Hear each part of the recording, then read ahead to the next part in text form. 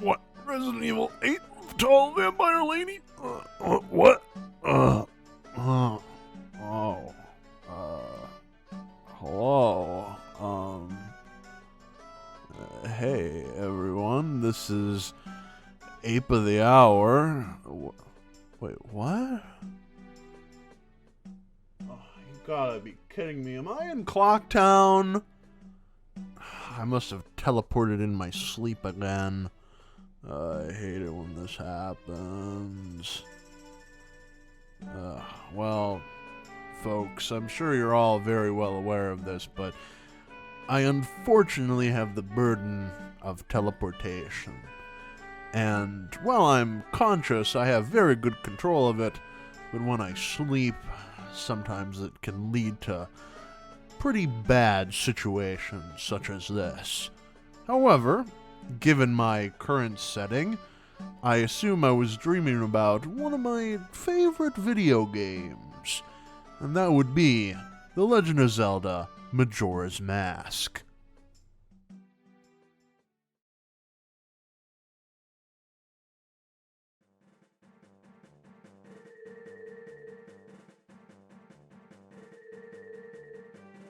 The Legend of Zelda: Majora's Mask is a 1995 adventure game developed by Nintendo.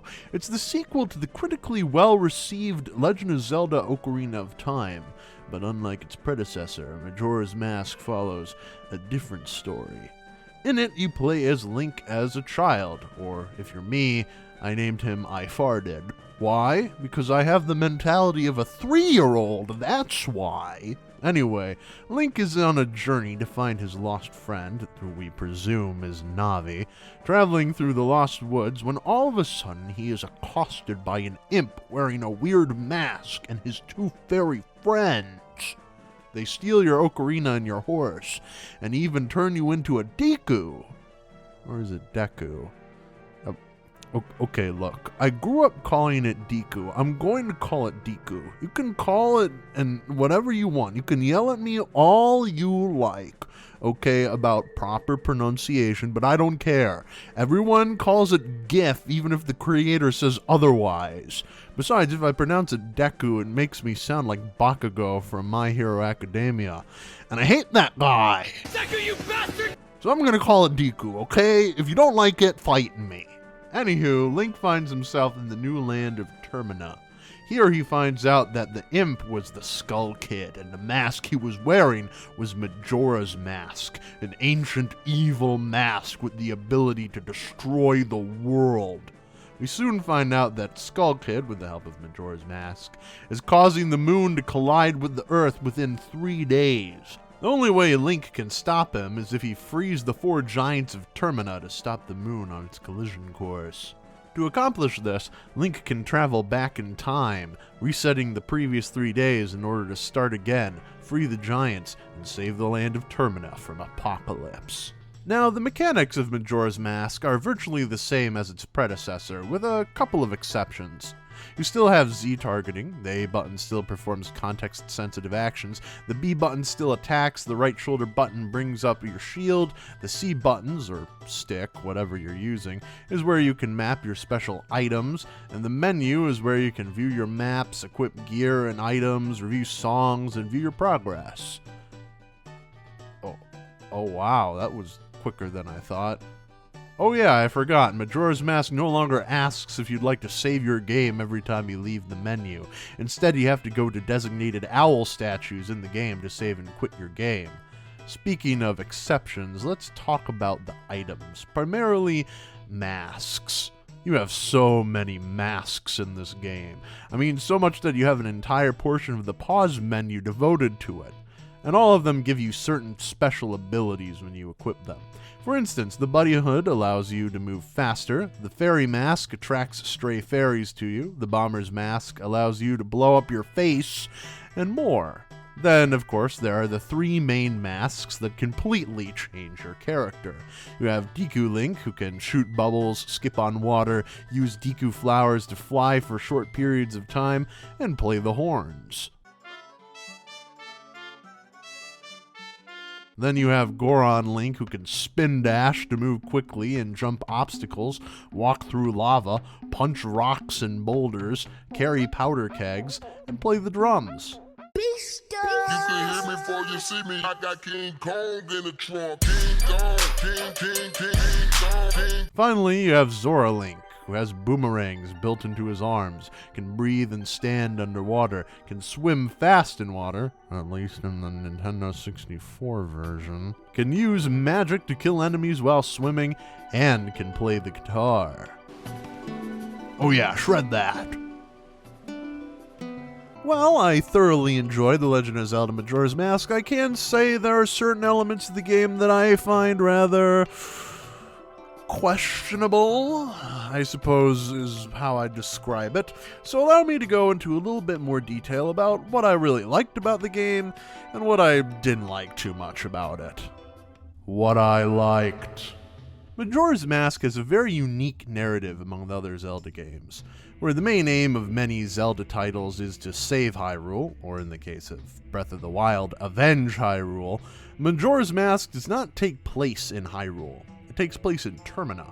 No Ganon, no Princess Zelda, no Navi, nothing that you're really familiar with other than our protagonist, Link. And in many ways, the game acts on that lack of familiarity. You're a stranger in a strange land, just trying to save everyone from destruction. In addition to an interesting narrative, Majora's Mask is thematically rich. There are influences from the German film Run Lola Run, but also potential influences, if not parallels, to Buddhism and Mayan and Aztec mythology and cosmology. I'd love to elaborate more, but for the sake of time, I have discussed these themes more thoroughly in my podcast. Oh, what's that? You didn't hear? Oh yeah, I have a podcast. It's called Ape Afterthoughts. You should definitely check it out. I have the link down in the description. Moving on top of all these themes, the game is complemented by an amazing soundtrack. Koji Kondo did a really great job on this one. What I like particularly are these tracks that play around the different locations. It's essentially the same track, this eerie, forlorn melody, with different instrumentation depending on the area you're in. For instance, in the swamp, it has a lot of strings.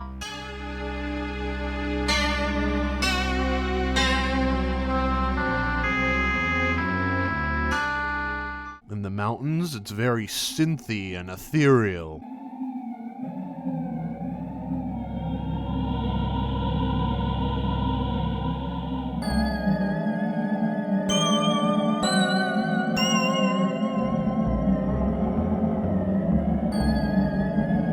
In the Great Bay, it's very tropical sounding.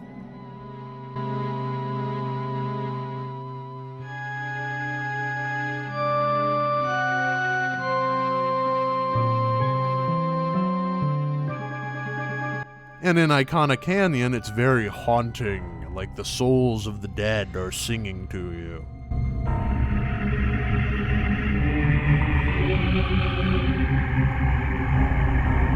The different songs that play in Clocktown are also very noteworthy. I like how the first one is very jaunty and upbeat. There's still hope there.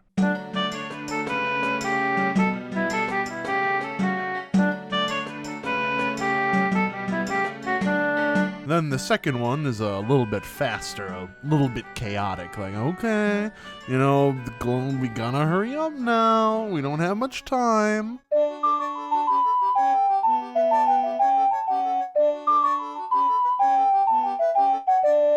And then the third one is significantly faster with this very dark, deep, synthy sound behind it. Like saying, something's looming here. Something evil is very, very close.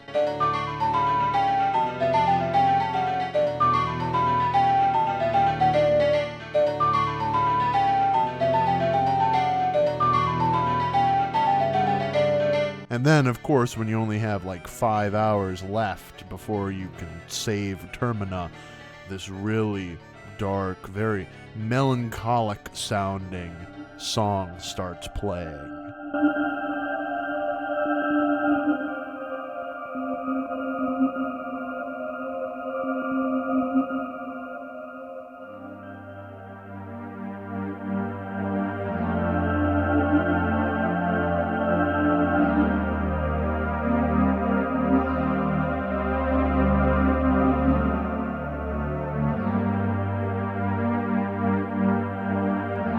This music is almost like a cry, a wail, a sadness. This creates this very oppressive soundscape saying, you gotta go, you gotta do something. Now, of course, Koji Kondo draws inspiration from quite a few different sources, but one of the things that I found really fascinating was that for the soundtrack of Majora, the actual demon character, he really drew from Chinese opera, and the influence here is very evident.